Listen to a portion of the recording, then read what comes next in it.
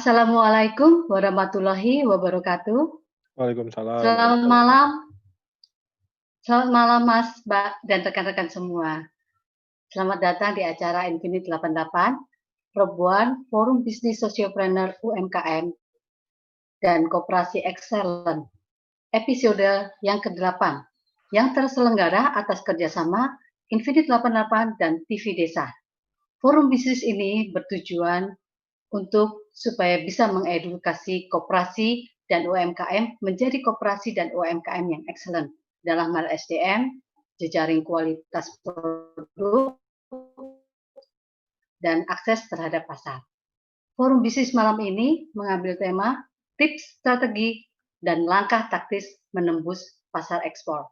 Dan malam hari ini, acara ini akan dibuka oleh Mas Agus selaku CEO dari Infinite 88. Kepada Mas Agus, kami persilakan. Terima kasih Mbak Oki atas waktunya. Assalamualaikum warahmatullahi wabarakatuh. Sahabat-sahabat sosiopreneur Indonesia. Ya. Alhamdulillah kita bertemu lagi di Forum Rebuan Infinite 88. Malam ini adalah kali ke-8 mengambil tema tips, strategi, dan langkah taktis menembus pasar ekspor dan mengundang narasumber yang sangat tepat, yaitu satu, yang terhormat Bapak Dedi Saiful Hadi, Duta Besar RI untuk Qatar periode 2012-2016, topik strategi komunikasi dan diplomasi untuk memahami peluang di lintas negara. Yang kedua, Bapak Roy Wibisono. Beliau adalah entrepreneur, craft, pelaku UMKM, ekspor dengan topik pengalaman dan tips meningkatkan kapasitas produk. Yang ketiga, Bapak Ahmad Arwani. Beliau adalah salah satu founders Karem Internasional, perintis Indonesia House di mancanegara dengan topik jejaring internasional global, akses pasar dengan Indonesia House. Selamat berbagi di Forum Rebuan ke-8 ini. Sukses penuh amanah untuk kita semuanya. Salam satu hati, satu jiwa, sinergi sama Infinite 88. Indonesia House ya. Indonesia House itu adalah representasi dari produk jasa Indonesia di lintas negara. Nanti kita akan bahas ya. Jadi ini bukan hanya peluang untuk korporat, tapi juga peluang justru untuk UMKM, bahkan koperasi. Tapi tentu kita harus menyiapkan kapasitas, menyiapkan kompetensi SDM. Mas Ahmad Arwani dari Karem Internasional. Beliau alumni Undip Fakultas Teknik Mesin Angkatan 95. Pernah bekerja di Acer Indonesia sebagai Service Logistic Manager, kemudian sebagai co-founder dari Kinerja Unggul Nusantara, dan pada tahun 2016 sampai sekarang sebagai co-founder dari Karem Internasional. Oke, nyuwun sewu para senior niki nggih. Assalamualaikum warahmatullahi wabarakatuh. Selamat malam. Wah, ini saya merasa di sini. Ini lintas generasi nih Mas Arwani. dari BEM, dari mahasiswa juga ikut loh. Dari mahasiswa. Ada. Ya. Wah, saya jadi gak bisa ngaku-ngaku jadi super junior nih. Tadinya saya sudah bangga, saya suju ya. Junior ternyata nggak ada juga yang lebih. Tapi juga. Semangatnya satu tuh Mas Arwani, semangatnya 88 semua tuh. Oh ya, pasti semangat harus 88. Angkanya nyambung, enggak? Iya, harus breakthrough. Nyuwun sewu teman-teman semua, Bapak Ibu sekalian, para senior, terutama Mas Dubes Dedi, Mas Iwan, Mbak Oki. Ya. Kemudian Mas Roy, mungkin karena ini sebenarnya saya juga nggak tahu apa saya layak untuk cerita di sini, tapi karena ini bagian dari instruksi senior kan nggak boleh diabaikan gitu ya. Saya masih ingat kasih Mas Armi intro sedikit ya. Jadi kalau tadi Mas Dubes Dedi pengalaman sebagai profesional di diplomatnya, Mas Roy itu adalah pelaku usaha yang bisa membangun dari mikro, kecil, menengah gitu. Insya Allah dalam waktu dekat jadi besar ya. Amin. Nah, Mas Arwani ini adalah pelatih yang paling handal ya bersama tim Karim yang bisa the dream come true ya, yang usaha menengah, usaha kecil apa iya sih bisa go global ya. Nah, Mas Arwani inilah yang bisa mewujudkan visi itu. Monggo. Waduh, sebelumnya terima kasih nih. Saya di sini juga ditemani partner saya, Mbak Isnandar ada di sini. Dan tadi sejujurnya gitu ya, sejujurnya yang disampaikan Mas Iwan tuh sangat berat sekali gitu. Kami tanggung gitu, tapi ya namanya profesi. Namanya ospek itu traumatik. Ospek itu kan cuma ada dua pasal. Yang pertama senior tidak pernah salah, yang kedua kalau salah lihat pasal 1. Jadi ya saya sebagai junior ngikut aja. Jadi mohon izin teman-teman saya share screen gitu ya. Ada beberapa mungkin yang bisa kita obrolin atau kita bisa bikin sebuah sinergi bersama. Jadi sebenarnya berat banget materi yang diberikan gitu ya, membangun jejaring internasional gitu. Untungnya bukan pukat harimau gitu jaringnya. Ini ngomong tentang ekspor. Jadi perkenalkan, nama saya Ahmad Arwani, saya asli Ngalian, Semarang. Saya anak mesin, tapi mesin murtad. Karena saya semenjak lulus itu nggak pernah pegang mesin. Oli pun nggak gitu kan. Jadi benar-benar murtad teman-teman. Dan saya ditemani Pak Tarno juga. Jadi satu guru satu ilmu, jangan saling ganggu. Karena banyak senior di sini gitu ya. Jadi mohon jangan dibully. Kata anak Jaksel itu one teacher, one knowledge, don't disturb. Tentu kita mau ngobrol ekspor sama import gitu ya. Nanti sambil ngobrol kalau ada pertanyaan bisa dilayangkan di chat. Ada 3 hal setidaknya kenapa kita harus mulai melirik pasar ekspor dan import. Itu terkait tentu kita pengen organisasi kan harus bertumbuh, harus bertahan, lasting long atau long lasting gitu kan. Dan research-nya mengatakan ternyata di UK dibikin sebuah research, ternyata para pebisnis ekspor dan import ini produktivitasnya bisa meningkat. Dan cukup signifikan menurut mereka gitu ya. Kalau kata Cak Lontong ya ini berdasarkan riset di sana. Tapi ini berlaku umum.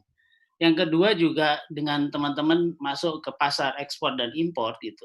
Teman-teman itu punya tadi kreativitas tinggi. Kalau Mas Roy tadi kan memberikan introduction, menceritakan pengalaman beliau jatuh bangun mulai dari skripsi gitu ya, tesis skripsi sampai jadi sebuah bisnis yang insya Allah sebentar lagi sudah melewati ambang batas UKM gitu ya. UMKM. Tinggal 200 lagi, tinggal 200 ya. Tolong teman-teman di sini boleh mulai tulis di pesan di bawah ini, jadi biar langsung. Iya, jadi semakin banyak inovasi, apakah itu packagingnya, apakah itu ngerekrut karyawan yang macam-macam gitu kan.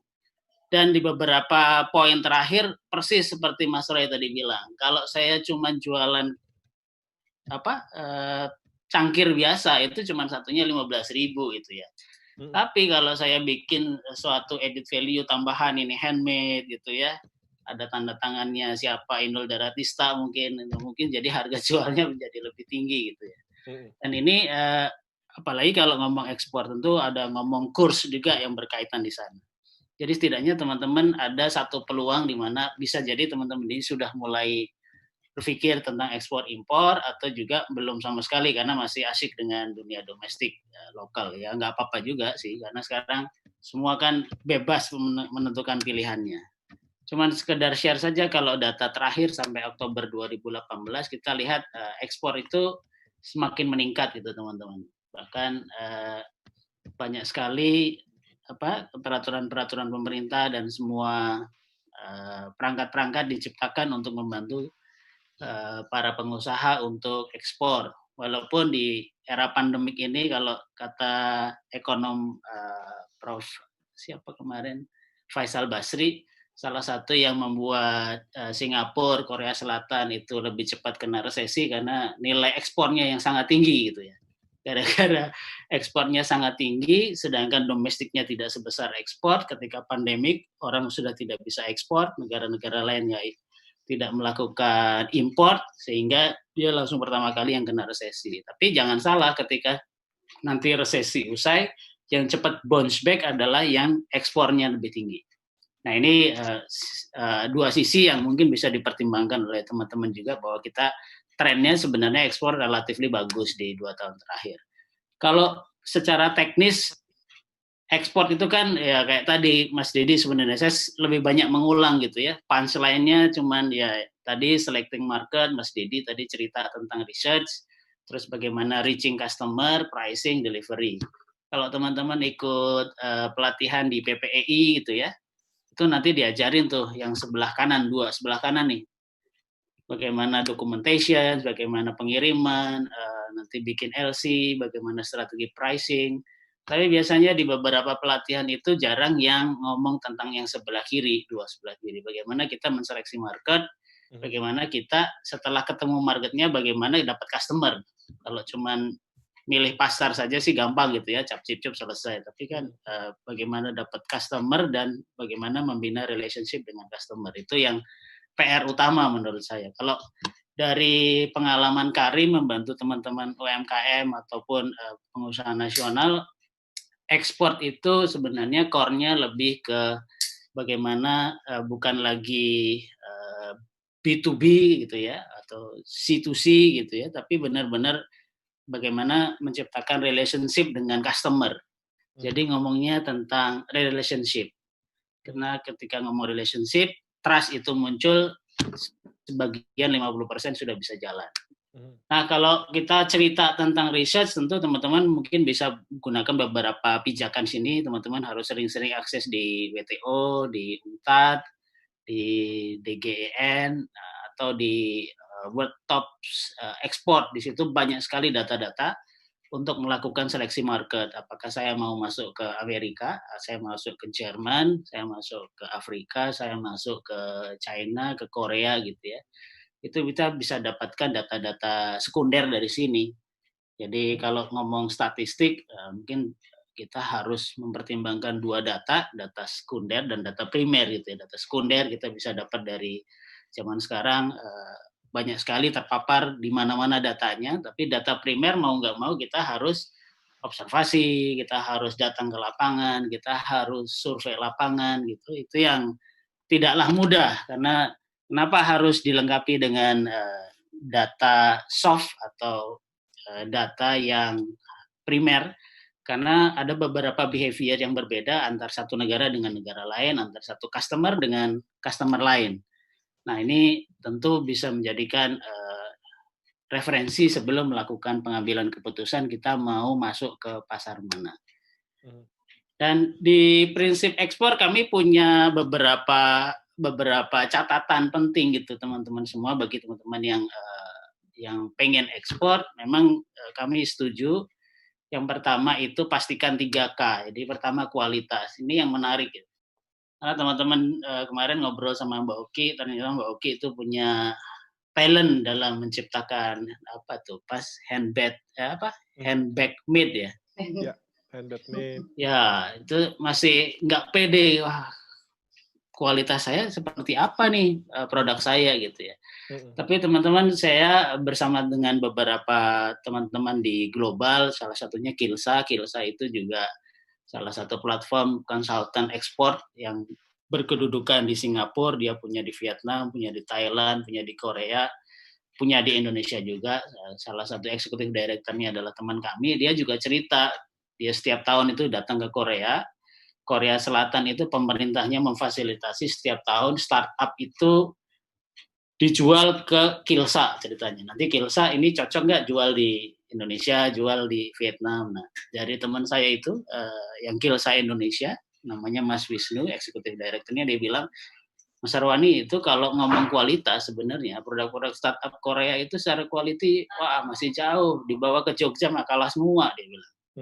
Jadi startup di Korea dibanding sama produk-produk di Jogja lebih tangguh yang Jogja, lebih keren yang Jogja ya. Secara artistik, secara quality itu bukan tandingannya lah versi dia. Karena dia setiap tahun tuh melihat. Ini apa wawasan penting ya Mas Arwani ya. Iya. Bisa betul. Jadi kita nggak paham loh, pelaku usahanya belum tentu paham ya, ada positioning seperti itu ya. Betul. Dan kalau kita ngobrol juga tentang pasar Afrika, Afrika itu percaya banget bahwa kualitas Indonesia itu nomor 1 gitu. Oke. Artinya kita tidak punya variasi produk yang sangat lebar. Kalau di Cina kan mulai dari KW3 sampai ori itu kan panjang sekali gitu ya. Mereka punya banyak variasi. Mereka percaya bahwa Indonesia itu negara besar. Ini salah satu warisan dari diplomatik era Bung Karno sampai hari ini. Yang kedua, kita dipersif oleh mereka punya produk yang kualitinya bagus. Jadi saya pikir kalau ngomong kualitas, ya tentu selama standar normal seharusnya kita tidak perlu ragu dengan kualitas produk-produk kita ya. Nah itu yang pertama. Yang kedua memang, nah ini jadi masalah, mulai ngomong kuantitas. Beberapa jadi challenge, mulai dari eksportir buah-buahan, nanti ketika dapat order besar ternyata nggak cukup untuk bisa serve. Memenuhi. Terus kemarin juga ada beberapa case sudah dapat order dari mancanegara bikin aksesoris yang biasanya mungkin let's say 1 kontainer sekarang harus double menjadi 2 kontainer, 3 kontainer. Karena sanggup. Masalah kuantitas dia nggak sanggup. Jadi tadi yang Mas Roy sampaikan tadi ya, begitu ada order ya sebenarnya peluang malah pusing ya karena melihatnya dengan kuantitas terbatas ya. Ya, dan lebih menariknya lagi itu di beberapa kasus malah teman-teman UMKM kita tuh malas untuk ribet. Kalau Mas Roy kan malah justru senang ya, dapat kontainer banyak, dapat pusing banyak terus dicari. Kalau kita malah justru sorry sir, kita nggak cukup, tidak bisa 3 kontainer, jadi ya lebih baik kita batal saja lah gitu. Karena kami cuma bisa 1 kontainer. Dan itu real terjadi di lapangan ya, Mas? Real. Ya, itu real terjadi di lapangan. Dan yang menarik padahal pada klaster yang sama, pada manufaktur yang sama atau UMKM yang menghasilkan barang yang sama, dia tidak mau berbagi. Kan lebih bagus sebenarnya dia sinergi dengan workshop sebelah, workshop beda RW, beda kecamatan, dibikinlah sebuah ya mungkin koperasi kalau versi teman-teman ini kan bisa, jadi mereka bisa meleverage dari sisi volume tentunya ya. Nah itu masih belum terbangun Mas. Ya, mudah-mudahan ini ya teman-teman UMKM koperasi ini jadi satu inspirasi ya. Ya, itu penting sekali gitu ya. Jadi sinergi, takutnya apa? Wah, ini kan saya yang bikin awalnya. Nanti resepnya bisa ke UMKM yang lain, terus nanti saya tergusur oleh zaman gitu. Jadi kayaknya dalam tanda kutip rada kurang beriman gitu ya. Karena kalau orang beriman kan nggak mungkin rezeki ketukar gitu Mas. Ya. Nanti kita ini lagi ya, kita mindsetnya kita bangun lagi dan kita kita mediasi ya supaya jejaringnya mulai bisa lebih solid ya. Betul. Dan yang terakhir ya ini kontinuitas. Nah ini hal-hal tentunya yang harus kita pikirkan bagaimana kalau kita punya jejaring, kita harapkan jejaring dengan kualitas yang sama, dengan komitmen yang sama, sehingga membuat putaran bisnis ini menjadi kontinu. Tidak hanya dulu pernah ekspor 2 tahun yang lalu, 3 tahun yang lalu, tapi entah kenapa gitu terus nggak dapat lagi. Nah itu kan sangat disayangkan. Jadi memang kalau ngomong ekspor tidak bisa kita ngomong cuma sekali kirim, ya tidak ada salahnya juga sih sekali kirim tapi marginnya besar. Tapi akan lebih bagus jika punya dampak ekonomi yang lebih besar kalau bisa menjaga 3K ini. Itu prinsip yang pertama. Prinsip yang kedua dari Karim sih melihat beberapa fenomena dan praktek di lapangan bahwa better kita masuk ke kelas specialty. Jadi contohnya kayak Mas Roy tadi. Daripada saya bikin cangkir biasa, mending saya bikin handmade. Daripada saya harus kirim green bean, biji kopi mentah gitu ya, dikirim sebagai komoditi, jual 3 kontainer, 10 kontainer. Mungkin strateginya harus dirubah menjadi lebih specialty, jadi lebih kreatif, lebih unik, lebih add value. Bisa saja berupa di roasted bean-nya dulu gitu ya. Apakah itu light roast atau medium atau dark roast. Nah, kalau sudah masuk seperti ini akan berbicaranya berbeda. Kenapa? Karena bicaranya udah nggak ngomong komoditi lagi, nggak ngomong volume besar, tapi value yang besar. Dan kita bisa masuk ceruk-ceruk pasar yang spesifik, misalkan hotel misalkan, pasti mereka butuh, atau kafe. Mereka butuh volumenya tidak terlalu besar, tapi butuh kualitasnya super wahid. Nah, ini bisa dimainkan di mana kita bisa set margin lebih tinggi. Kalau kita beli green bean mungkin paling sekilo berapa sih? 20-30 ribu. Tapi kalau kita sudah ngomong roasted, jangan-jangan bisa 70 sampai 200 ribu. Nah, yang kita garap seharusnya fokusnya di sini, bagaimana menambahkan kreativitas, menambahkan unik, tidak hanya sekedar mengganti packaging gitu ya. Karena sekarang kadang-kadang di beberapa solusi ganti packagingnya. Ya, packaging is one thing, tapi the most important thing adalah esensinya kita mau masuk ke ceruk yang mana. Nah, itu yang kedua. Jadi saran kami adalah go to specialty. Ini salah satu contohnya. Sama dengan contoh batik gitu ya. Mungkin teman-teman tahu sebelah kiri batik dari mana ini? Ini batik dari Indonesia, sebelah kanan? Ada yang tahu? Ini Accra, kain dari Afrika. Dua-duanya menggunakan teknologi garment yang sama, seni batik yang sama, dan dibutuhkan desainer. Jadi bisa dibayangkan kalau misalkan kita, ada beberapa mungkin bisa jadi misleading. Kita pengennya batik itu mendunia, sehingga kirim batik ke luar negeri sebanyak mungkin. Padahal kita sendiri pakai batik cuma hari apa, Mas? Hari Rabu ya? Jumat. Hari Jumat. Jadi kita pengen membuat orang lain pakai batik, sedangkan kita seminggu cuma sekali gitu kan. Nah, padahal dengan teknologi yang sama, seni batik yang sama, dengan desainer yang mungkin dengan kapasitas yang sama, kita bisa menghasilkan batik Accra dari Afrika. Jangan suatu saat nanti kalau masih Iskandar, salah satu mimpinya jangan-jangan Accra bisa kita bikin di Klaten atau Jogja, tapi pasarnya ke Afrika.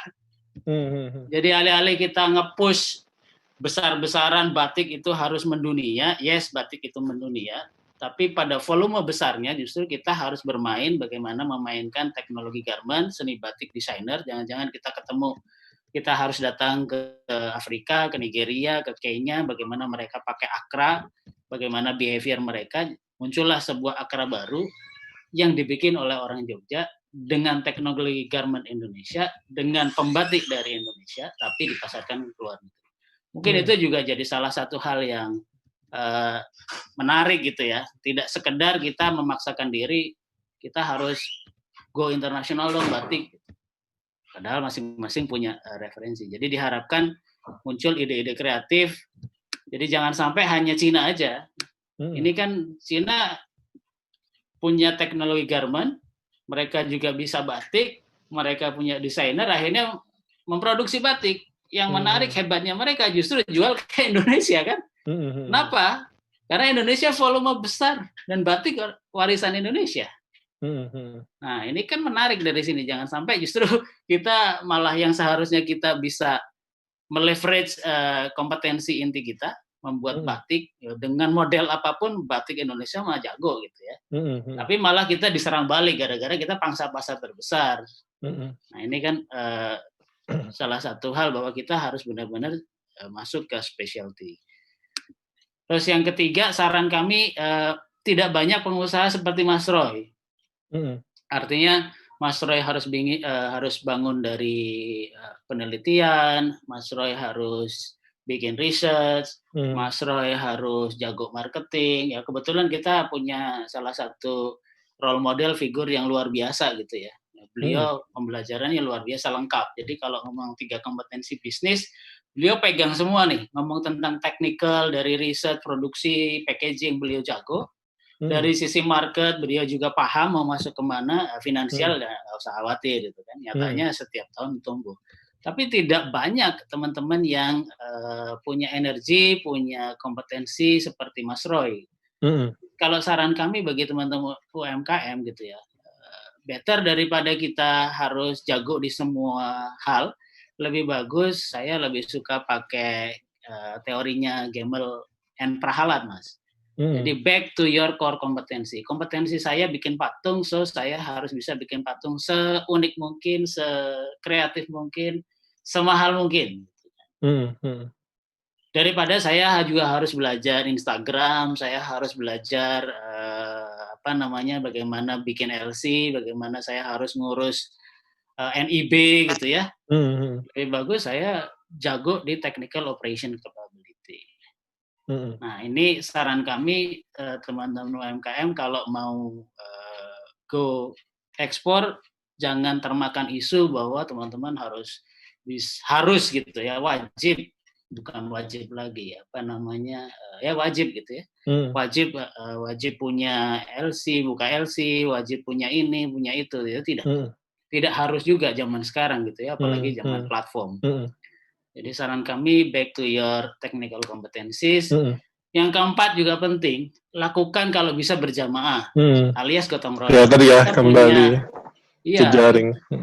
Kita punya penduduk Indonesia luar biasa, pasti ya ada seperti Mas Dedi yang jadi dubes di mana, Mas siapapun pengusaha yang ada di luar gitu ya. Kita punya banyak jejaring, kita buat jamaah atau networking atau jaringan. Karena kalau mau go ekspor sendiri-sendiri, ini sekedar ilustrasi saja bagi teman-teman perusahaan lokal gitu ya, yang mau go internasional, setidaknya dia punya PIC yang serius menggarap, itu butuh seorang marketing manager, dia harus rutin trip ke luar negeri setahun mungkin 3-4 kali, mereka harus buka booth pameran, jadi sekali per bulan per aksi aja paling enggak itu butuhnya sekitar 75 sampai mungkin 100 juta. Itu baru sekali trip dalam sebulan. Ini yang mulai dikolaborasikan ya? Iya, zaman sekarang sudah harusnya kita sudah ngomong years of synergy, years of collaborations. Jadi kita tidak bisa menang sendiri, kayaknya kita harus gandeng teman-teman yang lain gitu ya. Karena dapat benefitnya lebih besar ya Mas Arwani ya? Peluangnya lebih besar, marketnya lebih dengan cost yang lebih efisien. Betul, karena kalau sekarang ini 75 sampai 100 juta, paling teman-teman export manager ini kan cuma 3-4 hari kan, atau let's say seminggu lah. Seminggu terus pulang gitu kan. Nah, bagaimana kalau kita justru bareng-bareng nih, terutama kan teman-teman di Infinite 88 itu sudah punya breakthrough dengan punya jejaring koperasi UMKM, ini kita bisa jadiin satu jamaah yang sama, satu network yang sama, yuk kita bareng-bareng gitu kan. Kalau keroyokan kan menang ya, mau dan 5 dan 4 kita dan kawan-kawan kan selalu menang. Itu rumusnya anak mesin itu kan ya, dan kawan-kawan lah gitu kan. Jadi musuh kita boleh dan 5 boleh, saya dan kawan-kawan. Jadi sangat masih relevan ternyata. Pelajaran saya di mesin kalau tawuran itu harus dan kawan-kawan itu relevan. Ada yang masih saya ingat minimal. Ya, terus kalau seperti itu, ini saya sharing misalkan, ini salah satu contoh conventional approach, di mana UKM misalkan contohnya pengen masuk ke Rusia. UKM pengen masuk ke Rusia, jualan macam-macam ya. National company dari Indonesia juga pengen masuk Rusia. Semua jalan sendiri-sendiri, ketemunya di pesawat, ketemunya di hotel. Padahal sebenarnya kalau ini bisa kita jadikan satu kolaborasi, kalau bahasa Pak Dubes tadi adalah leading company, kalau kami membahasakan adalah business accelerator, itu sebenarnya cukup mengutus sebuah duta besar dalam tanda kutip gitu ya, duta besar bisnis.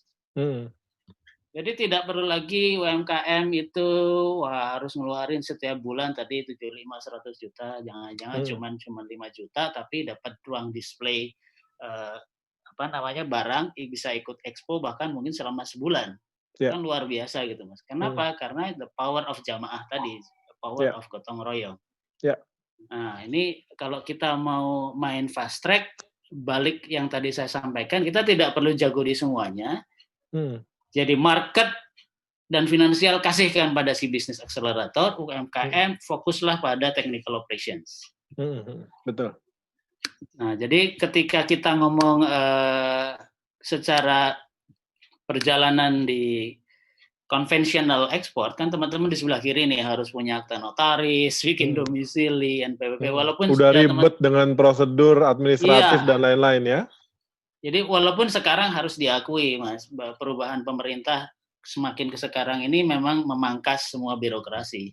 Tapi kan tetap saja ya, tidak semua orang punya, kalau bahasa Semarangnya, ususnya kan ora tuwa kabeh Mas. Ada ususnya pendek, jadi pengen cepet gitu kan. Jadi kalau ngomong konvensional seperti ini, tapi kalau kita sudah kekinian, kita punya jejaring, kita punya bisnis akselerator, dia kasih semuanya pekerjaan ekspor itu ke dia, kecuali product development. Karena product development itu adalah technical operations. Biarkan si bisnis akselerator, kalian ikut expo setahun ini di mana saja sih? Nggak perlu mikir bahwa nanti saya harus bikin research lagi, besok masuk market mana lagi, nggak perlu mikir shipment, nggak perlu mikir payment, bikin LC, puyeng gitu kan, nggak perlu lagi.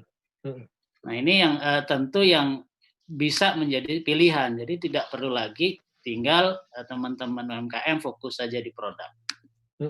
Nah ini salah satu yang inisiatif kami sebenarnya, rencana grand launch-nya itu di Februari lalu, tapi benar-benar karena Chief of Transformational, Chief of Transformation Officer, CTO gitu ya, COVID-19. Jadi akhirnya kita hold. Baru Indonesian House at Mauritius itu soft launch di 18 Juli kemarin. Jadi konsepnya seperti apa? Kita tuh petakan dulu di seluruh dunia. Kira-kira kita cari data berapa besar sih sebenarnya import yang terjadi di seluruh dunia. Import ya? Import ya. Kenapa? Karena kita mau ekspor kan. Jadi kira-kira peluangnya ada di mana saja gitu kan. Jadi bahasanya kan research dulu gitu. Ya.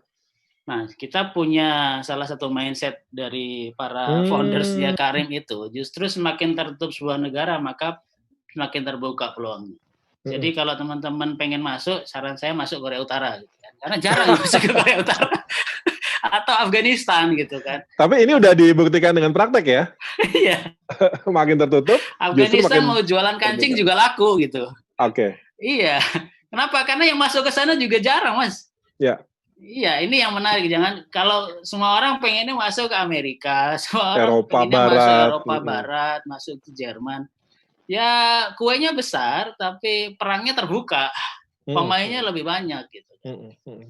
Kenapa berpikiran seperti ini? Karena teman-teman di ekspor itu kita melihat seberapa besar sih jumlah ekspor manager yang main di negara-negara seperti ke Afrika. Itu sangat jarang sekali. Banyak kan pasti nyarinya ke Amerika sama Eropa. Itu salah satu tendensinya.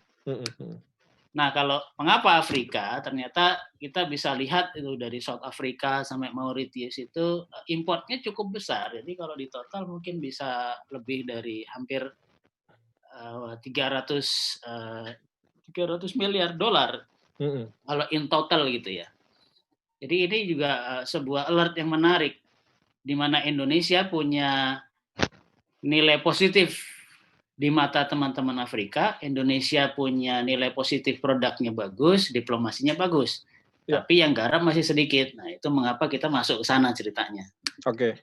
Nah dari beberapa Africa's largest, kalau kita lihat dari angka import itu yang besar selain petroleum gitu Mas ya, itu dia ngomong tentang motor atau cars ya.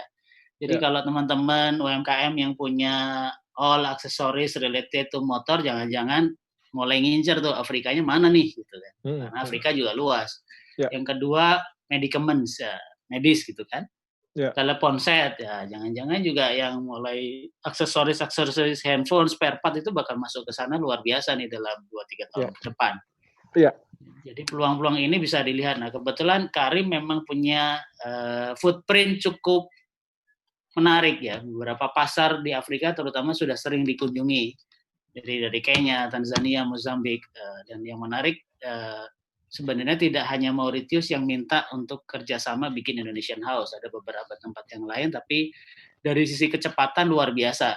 Awalnya tadinya mau di Nigeria, tapi justru yang duluan Mauritius. Dan kita lihat Mauritius itu bisa jadi hub-nya masuk ke Afrika, teman-teman. Jadi konsep yang tadi ya Mas Arwani ya, kegotong royongan dengan satu center di Indonesian House, sehingga nanti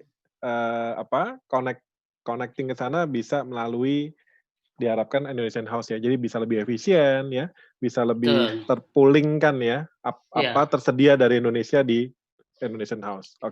Mimpi kami sih sederhana Mas. Dalam setahun kita sudah punya agenda 3 atau 4 expo di negara Afrika mana, misalkan kita tuju Afrika. Itu kita sudah bisa nge-book di awal. Kenapa? Karena kita punya kegotong royongan tadi. Jadi dari jauh hari, selain kita punya display di hub di Mauritius, kita bisa sudah punya jadwal untuk ke sana. Nah, Okay. beberapa footprints yang kita juga bantu yang terakhir, case terakhir, karena kemarin Mas Iwan minta cerita, teman-teman from Bandung to Japan gitu ya. Di sini saya ada di sini juga Mas Isnandar yang Dan ini benar-benar dari pengrajin ya Mas ya, benar-benar dari pengrajin. Apa istilahnya rumah industri rumahan. Betul. Jadi mungkin Mbak Oki tertarik, nanti saya kasih tahu. Mungkin siapa tahu mau ngunduh mantu atau mau ngerisel gitu ya. Jadi awalnya teman-teman pengrajin salah satu pengrajin di Bandung ini. Ini Cibaduyut itu ya Mas ya? Cibaduyut ya? Ya, dia pengen melebarkan sayap gitu ya. Dia pengen bikin branding sendiri gitu ya. Pengen layaknya Edo, pengen layaknya Brodo gitu ya. Terus ketemu dengan teman-teman di Karim, Mas Isnandar yang Leeds. Terus beberapa kali konsultasi, akhirnya sampai pada satu titik saran dari kami adalah daripada berdarah-darah mengembangkan branding, di mana branding itu pasti di awal darahnya luar biasa, bagaimana kalau lebih masuk ke custom made, di mana ternyata kompetensi mereka itu, mereka sangat jago in detail dan spesialis bikin sepatu wedding. Jadi teman-teman di sini kalau mau wedding lagi, ya maksudnya keluarganya, anaknya gitu. Gitu Mas Dedi ya. Ya bisa ke sana. Nah ini akhirnya kita bawa, terus Karim fasilitasi sampai akhirnya alhamdulillah dapat distributor dari Jepang. Padahal teman-teman di dunia ekspor impor, masuk ekspor ke Jepang itu salah satu yang tersulit di Asia. Ketika ngomong Korea, Jepang itu paling sulit. Karena mereka punya proteksi yang luar biasa. Kita bisa masuk, kita bisa bantu dapatkan distributor. Itu luar biasa sekali kalau menurut kami ya. Jadi teman-teman di Prognasus spesifik ngomong tentang technical operations, bagaimana paling jago di muka bumi ini bikin wedding, sedangkan urusan cari market, urusan payment, urusan deal itu diserahkan ke Karim. Jadi si bisnis akselerator yang mencoba mencari pasar untuk ini, dan alhamdulillah ketemu, dan terakhir dia malah mintanya di engraving. Ini sebelah kanan ada hasil cat terakhir, bisa nggak di engraving tuh bawahnya? Ya. Menarik juga. Ada tulisannya ya milik musola gitu ya. Dan akselerator di sini dalam berkomunikasi nggak cukup hanya searching ya. Tapi memang mesti ada akses ke sana, mesti komunikasi langsung, yang menerjemahkan apa istilahnya request dari market. Oke. Ya karena Jepang kan tahu sendiri ya Mas ya, negara quality kan semua dari Jepang ya, dari TKM. Dan ini meningkatkan kepercayaan diri teman-teman UMKM kita ya. Ternyata kita punya quality dan punya kemampuan handmade yang bisa masuk ke standar Jepang. Iya, itu luar biasa. Padahal levelnya level UMKM gitu kan, yang belum pernah terpapar untuk ekspor, dan dia tidak punya sertifikasi ISO. Ya, luar biasa. Oke. Nah, itu yang kita bantu, yang paling fresh from the oven bersama Mas Nandar di sini juga ada di sini. Kenapa Mauritius? Saya juga cerita di sana. Mauritius itu sebenarnya kurang lebih luasnya sama dengan Jawa Tengah dan Jawa Barat. Jadi kalau ngomong wisatawan asing dan populasi jumlahnya 1:1, Mas. Dan kalau kita lihat jumlah kamar hotel itu 14.000 kamar hotel. Itu luar biasa sekali. Jadi bisa dibandingkan kalau persentase turis vs penduduk saja Mauritius itu 100%, sedangkan Jawa Barat itu cuma 8%. Jadi benar-benar negara ini kuat di pariwisata. Dan mostly para pendatangnya adalah para pengusaha-pengusaha di benua Afrika. Sehingga itu salah satu pilihan yang tepat kalau mereka datang, yang namanya pengusaha, kalau lihat barang bagus kan, wah gue bawa deh.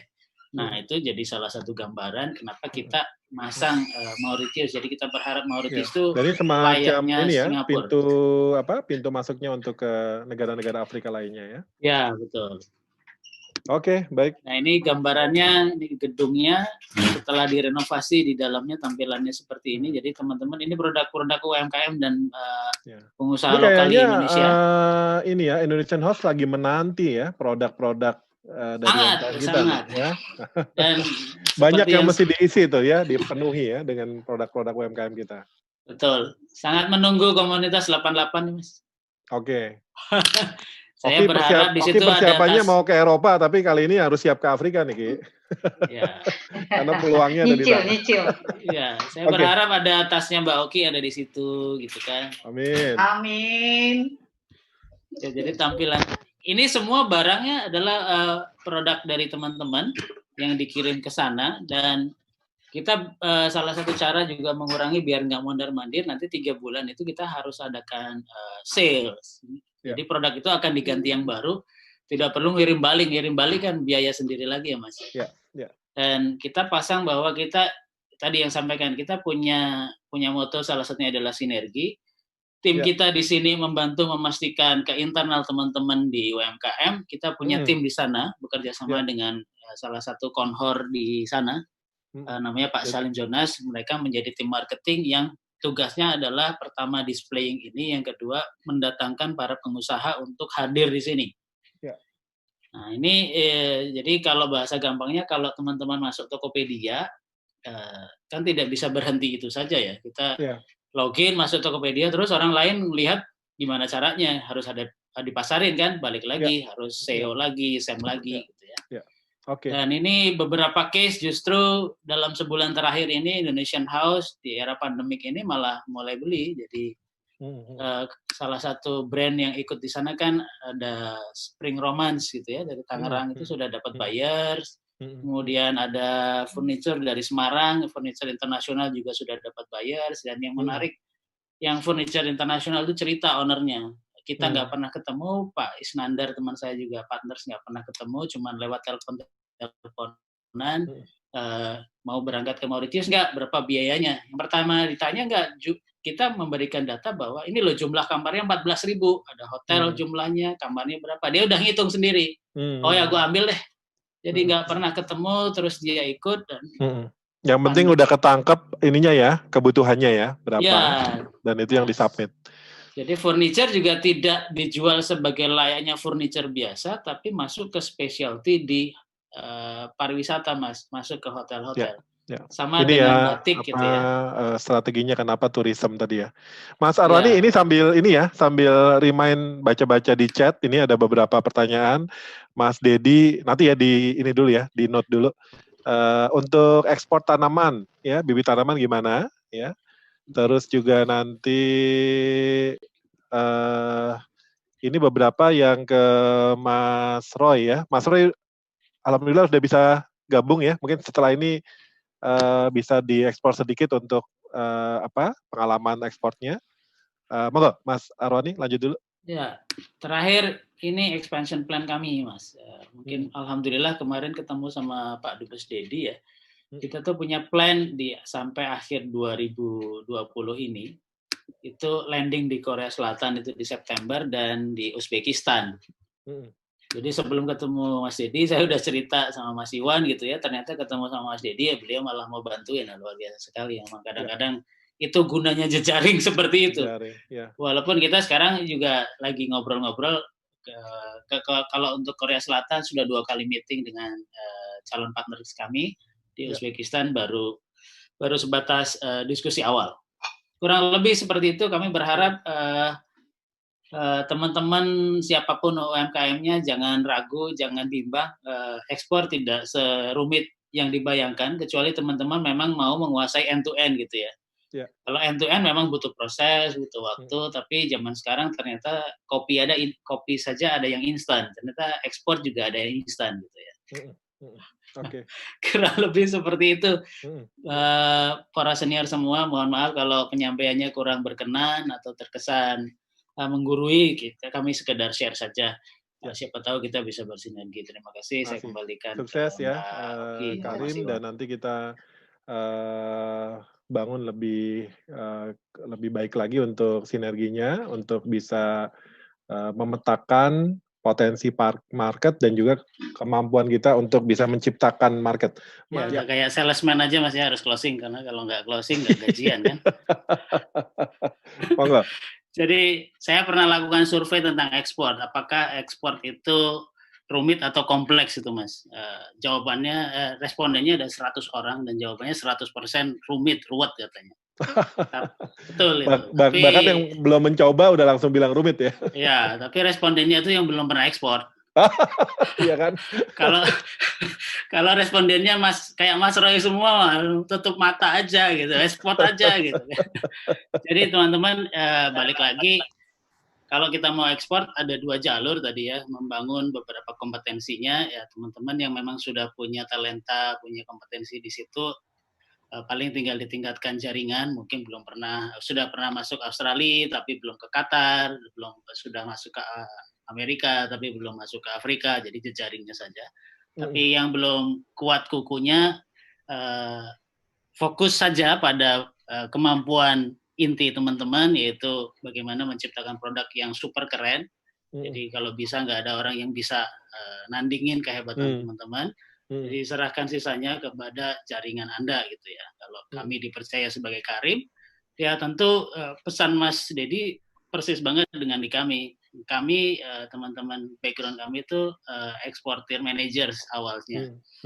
Kita melihat beberapa kali UMKM itu punya produk yang bagus, harganya murah, dijual harga tinggi, tapi marginnya dimakan oleh pemain perantara saja.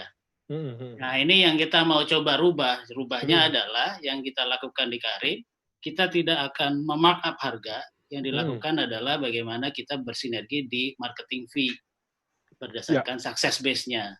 Jadi lebih fair kita bekerja sebagai bisnis akselerator, kita tidak melakukan markup apapun, justru yang paling penting adalah transparansi. Ada services yang diberikan ya dalam hal kapasitas, dalam hal menerjemahkan permintaan pasar. Oke. Ada satu contoh yang menarik terakhir dari kami, ada satu case kami sempat share juga. Jadi ada buyer dari Filipina cari plastik dari cassava ke Indonesia, dia sudah ketemu suppliernya. Yang menarik adalah suppliernya justru kontak Karim, boleh nggak Karim jadi pemain tengah? Nah, menarik kan? Wong buyer sama supplier sudah ketemu, kenapa harus ada Karim? Nah, jadi kami juga wawancari kenapa harus ada Karim.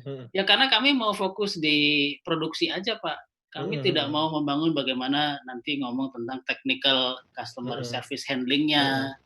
Kami tidak mau ngomong tentang bagaimana mengedukasi pasar di Filipina. Ini juga merupakan implementasi dari kolaborasi sebenarnya. Yes, jadi bahkan di sesi yang sebelumnya kami bikin kita datengin dua-duanya dan orang boleh nanya gitu. Itu yang menarik. Saya juga sempat kaget. Kami juga nanya, ngapain kamu harus cari saya? Kalian sudah ketemu kok supplier sama buyer.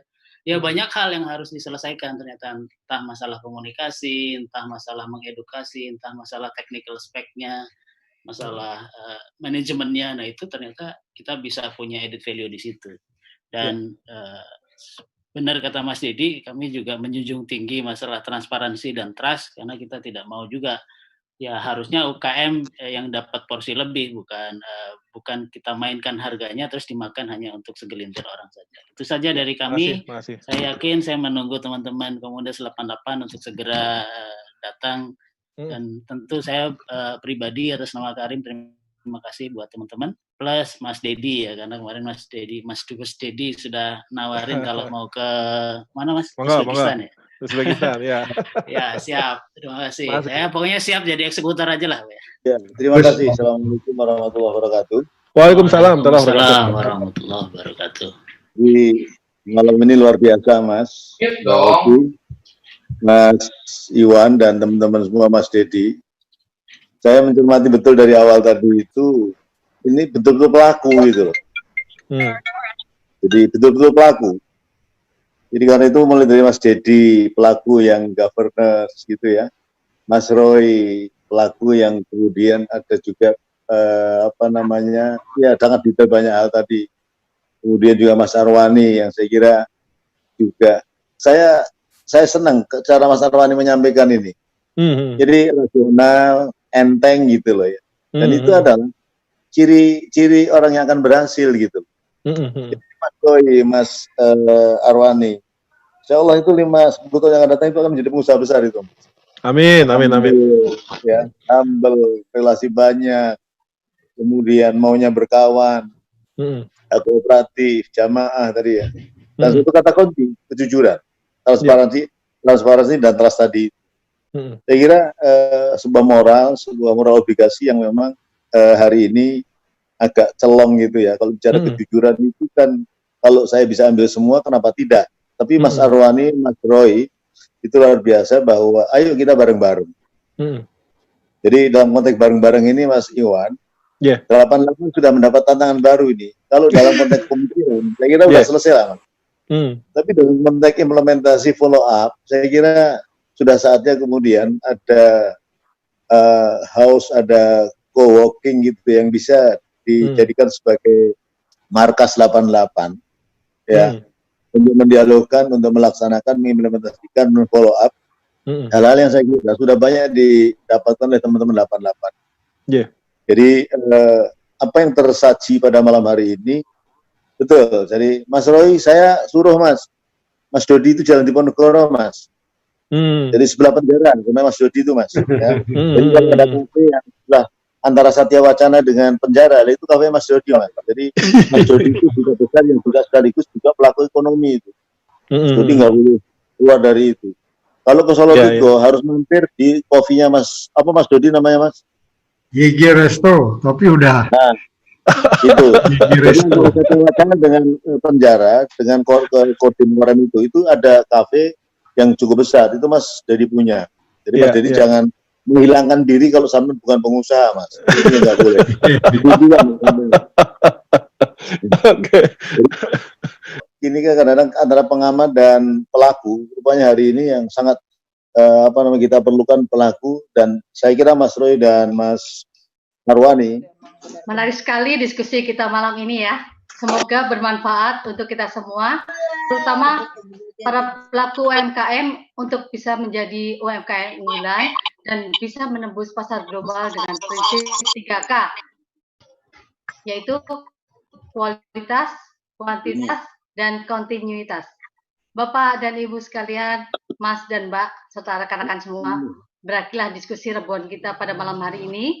Terima kasih kepada Mas Dedi, Mas Roy, Mas Arwani yang telah berbagi informasinya.